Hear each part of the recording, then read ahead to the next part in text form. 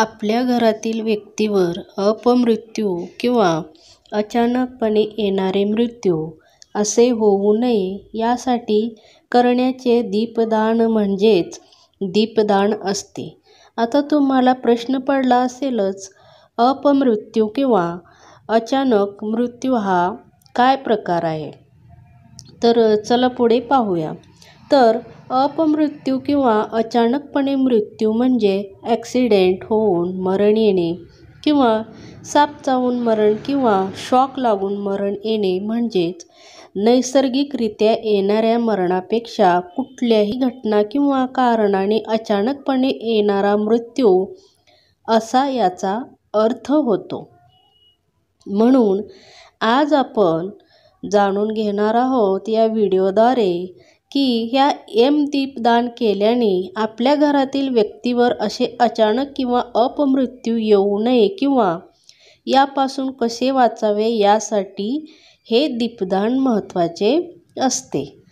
चला तर मग आपण जाणून घेऊयात की दीपदान केल्याने घरावर आणि घरातील व्यक्तीवर येणारे संकट कसे टाळावे आणि यमाला दीपदान कसे करावे आणि ते कशा प्रकारे करायचे असते याचे विधिवत आणि रीतसर पूजाविधी आपण या व्हिडिओद्वारे जाणून घेणार आहोत.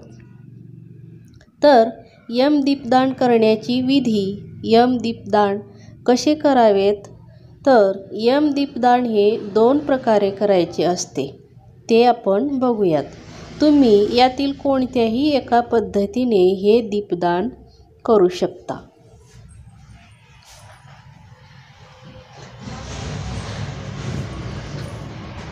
पहिली पद्धत आहे, दीपदान करताना सर्वप्रथम दाराबाहेर दक्षिण बाजूस ज्या ठिकाणी हे दीपदान करायचे असते आणि ही पूजा संध्याकाळच्या वेळेस करायची असते त्या ठिकाणी कुंकवाने स्वस्तिक काढावी. त्यानंतर त्या स्वस्तिक पाठ ठेवावा. त्या पाठावर नेहमीची मातीची पणती ठेवायची. त्या पणतीमध्ये मोहरीचे तेल किंवा तिळाचे तेल किंवा आपण घरात नेहमी वापरतो ते तेल घालावेत आणि ती पणती पेटवावी. त्यानंतर ती पणती दक्षिण दिशेला तोंड करून ठेवायची आहे. त्यानंतर त्या पणतीमध्ये चिमूटभर साखर टाकावी आणि 1 रुपयाचे नाणे टाकावे. त्यानंतर ह्या पणतीची पूजा करावी. कुंकू, अक्षदा आणि फुले व्हावी. त्यानंतर हात जोडून यमराजाला प्रार्थना करावी आणि प्रार्थनेत म्हणावे, हे यमदेव, आम्हाला तू दीपदानाने प्रसन्न व्हावे आणि मृत्यूपाशातून आम्हाला माफ करावे आणि तू अपमृत्यू आमच्या घरात येऊ देऊ नकोस अशी मनापासून यमदेवाला प्रार्थना करावी. आता दुसरी पद्धत काय आहे? कणकेचा दिवा तयार करावा आणि त्यासोबत कणकेचे 2 मुठा करायच्या. त्यानंतर त्या दिव्यामध्ये तेल आणि वात घालून तो दिवा दाराबाहेर एका कागदावर किंवा केळीच्या पानावर दक्षिण दिशेला तोंड करून ठेवायचे आहे. त्यानंतर ह्या दिव्याचेही कुंकू, हळद, अक्षदा, फुले वाहून पूजा करावी. त्यानंतर हा दीपदान मंत्र म्हणावा किंवा वरील प्रार्थना केली तरी चालेल. मृत्यूंना पाशदंडाभ्या कालेन श्यामसः त्रयोदशां दीपदानाय सूर्यजः प्रियतमा मम. यमदान करण्याची योग्य वेळ आणि मुहूर्त. तर दीपदानाची पूजासाठी शुभ मुहूर्ताची वेळ ही संध्याकाळी 6 वाजेपासून सुरू होणार आहे आणि रात्री 8 वाजता संपणार आहे. ह्या 1 तासात 54 मिनिटाच्या काळातच आपल्याला दीपदानाची पूजा करायची आहे. तर धनतेरस पूजा वेळ, विधी, तारीख आणि धनत्रयोदशी. तर धनतेरस, धनत्रयोदशी व धन्वंतरी जयंती ह्या वर्षी भौम्य प्रदोष व गुरुद्वादशी अश्विन कार्तिक 12 तारीख 10 नोव्हेंबर वार शुक्रवार 2023 या वर्षी आहे. तसेच यावर्षी सूर्योदय सकाळी 6:39 होणार आहे आणि चंद्रोदय 3:50 होईल. या दिवशी शनी प्रदोष गुरुद्वादशी सुद्धा आहे. धनत्रयोदशी पूजा विधी. धनतेरस पूजा कशी करायची ते आपण पाहूयात. सर्वप्रथम एका चौरंगावर किंवा पाटावर लाल किंवा पांढऱ्या रंगाचे कापड अंथरायचे. त्यानंतर त्या पाटावर तांदळाची रास करावी आणि त्या तांदळावर कळस ठेवावा. त्यानंतर बोडकी म्हणजे छोटी मडकी घ्यावी आणि त्यात 7 प्रकारचे धान्य भरावे. फक्त काळे उडद भरू नये हे पाटावर ठेवावे. त्यानंतर परत तांदळाची 3 रास कराव्यात आणि त्या तांदळावर धन्वंतरीचा फोटो आणि गणपतीची मूर्ती व गोपाळकृष्ण व कुबेर मंत्र हे सर्व एक एक करीत ठेवावे. जर तुमच्याकडे मूर्त्या किंवा फोटो नसतील तर त्यांचे प्रतीक म्हणून पूजेची सुपारी ठेवली तरी चालेल.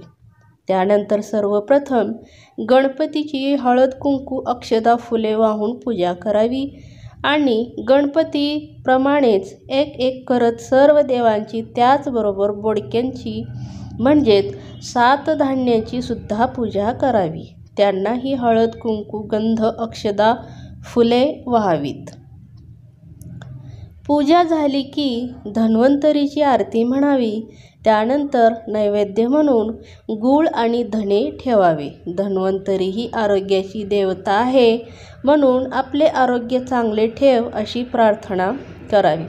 अशा रीतीने साधी सरळ आणि सोप्या पद्धतीने ही थाटात 2021 पूजा करायची. तर धनतेरस पूजेची वेळ. धनतेरस पूजासाठी शुभ मुहूर्ताची वेळ ही संध्याकाळी 5:44 सुरू होणार आहे आणि रात्री 6:05 संपणार आहे. या 21 मिनिटांच्या काळातच आपल्याला धनतेरस किंवा धनत्रयोदशी व कुबेर यंत्राची पूजा करावयाची आहे. तर आता आपण पाहूया धनतेरसची एक कथा. कथा असे अनेक कथा आहेत पण मी तुम्हाला एकच कथा सांगणार आहे. तर एकदा भगवान श्री विष्णू पृथ्वीलोकावर जात असताना देवी लक्ष्मी विष्णूला म्हणाली, मी पण तुमच्यासोबत येते. त्यावर विष्णू म्हणाले की मी तुला नेणार पण त्यासाठी मी जे सांगेल ते ऐकावे लागेल. त्यावर देवी लक्ष्मी हो म्हणाली आणि विष्णूसोबत निघाली. त्यानंतर विष्णूने लक्ष्मीला सांगितले की तू इथेच थांब. मी दक्षिण दिशेला जातोय आणि मी येईपर्यंत तू इथेच बसून राहा. असे सांगून श्री विष्णू दक्षिणेकडे निघाले आणि त्यानंतर लक्ष्मीलाही हुरहुर लागली की दक्षिणेकडे विष्णू कशासाठी गेले. त्यांच्या ह्या आतुरतेने त्या लागलीच विष्णूच्या मागे मागे गेल्या. त्याच्यानंतर त्यांना वाटेमध्ये सूर्यफुलाची शेती दिसली आणि ते फुले पाहून त्यांना खूप प्रसन्न वाटले आणि ती सूर्यफुलाची फुले त्यांनी तोडली आणि सूर्यफुलाच्या बिया खाल्ल्या. तसेच थोडे पुढे गेल्यानंतर त्यांना ऊसाची शेती दिसली. मग त्यांनी ऊसही तोडून खाल्ल्या. त्याच्यानंतर जेव्हा विष्णूला हे सर्व प्रकार कळाला तेव्हा विष्णू हे लक्ष्मीवर भडकले आणि म्हणाले की मी तुला सांगितले होते की माझी वाट बघत इथेच थांब, परंतु तू माझे ऐकले नाहीस आणि माझ्या मागे मागे आलीस आणि शेतातील ऊस आणि सूर्यफूल हे तू त्या शेतकऱ्याला ना विचारता खाल्लेस. यासाठी मी तुला 12 वर्ष इथेच राहण्याचा आदेश देतो. जोपर्यंत 12 वर्ष पूर्ण होत नाही तोवर तू इथेच स्वर्गलोकास यायचे नाही. असे सांगून विष्णू तेथून निघून गेले आणि लक्ष्मी तेथेच गरीब शेतकऱ्याच्या घरी थांबली. त्यानंतर लक्ष्मीने शेतकऱ्याच्या बायकोला सांगितले की सगळ्यात आधी तू आंघोळ करून ये आणि मी बनवलेल्या लक्ष्मीच्या मूर्तीचे पूजन करा आणि त्यानंतर स्वयंपाकाला लाग. लक्ष्मीने सांगितल्याप्रमाणे शेतकऱ्याच्या बायकोने सगळे केले आणि लक्ष्मी त्यांना प्रसन्न झाली.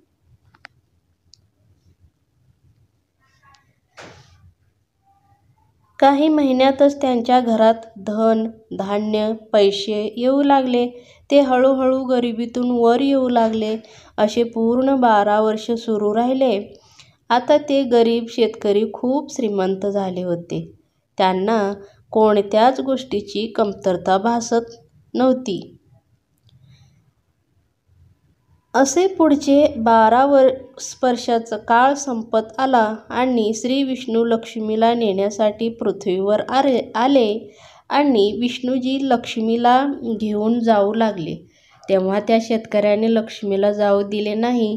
त्याने विष्णूला खूप प्रार्थना केली. त्यावर विष्णू म्हणाले की लक्ष्मी ही एका जागी जास्त दिवस राहू शकत नाही. तिचे मन खूप चंचल आहे. ती आता इथे नाही राहू शकत. त्यावर लक्ष्मीने त्या शेतकऱ्याला सांगितले की मी सांगितल्याप्रमाणे जर तू पूजा अर्चना केलीस तर मी पूर्ण काळ तुझ्यासोबत राहील. त्यावर शेतकऱ्याने विचारले की मी काय केले पाहिजे जेणेकरून तुम्ही आम्हाला सोडून जाणार नाही. त्यावर लक्ष्मी म्हणाली की हे शेतकऱ्या, तू उद्या तेरसच्या दिवशी मी सांगितल्याप्रमाणे घर स्वच्छ करून रात्रीच्या वेळेस तुपाचा दिवा लावून माझे मनोभावे पूजन केलेस आणि त्याचबरोबर एका तांब्याच्या कळशामध्ये नाणी भरून त्या कळसाची पूजा केली तर मी त्या कळसात निवास करेल पण तुला दिसणार नाही आणि तुझ्यासोबत वर्षभर राहील. असे लक्ष्मी बोलून दिव्याप्रमाणे प्रकाशित होऊन गायब झाली आणि शेतकऱ्याने दुसऱ्या दिवशी म्हणजेच तेरसच्या दिवशी लक्ष्मीने सांगितल्याप्रमाणे केले आणि त्या शेतकऱ्याच्या घर धन धान्याने पुन्हा बहरले. म्हणून त्या दिवसापासून धनतेरसच्या दिवशी धन्वंतरीसोबत कुबेर आणि लक्ष्मीची सुद्धा पूजन केले जाते. तर हिंदू धर्मानुसार ज्या दिवशी धन्वंतरी प्रकट झाली त्यावेळेस त्यांच्या हातात एक कळस होता आणि त्यात अमृत होते आणि त्याचबरोबर त्यांनी आयुर्वेदाची उत्पत्ती सुद्धा केली होती. म्हणून धन्वंतरीला आरोग्याची देहाची देव म्हणूनही संबोधतात आणि म्हणून ही म्हण सुद्धा प्रचलित आहे. पहिला सुख निरोगी काया, दुसरा सुख जेब में हो माया. तर हे आयुर्वेदातील खूप मोठे चिकित्सक होऊन गेलेत. सर्व रोगनाशक आहेत. त्यांच्या हातात अमृत कलश आहे. ही देवता आरोग्याचे प्रतीक म्हणून पूजले जातात. म्हणून दिवाळीत सर्वप्रथम धन्वंतरीचे पूजन केले जाते. तर मैत्रिणींनो, कसा वाटला आजचा व्हिडिओ? आवडला असल्यास नक्की लाईक, शेअर आणि कमेंट करायला विसरू नका. चॅनेलवरती नवीन असाल तर चॅनेलला सबस्क्राईब करून घ्या. धन्यवाद.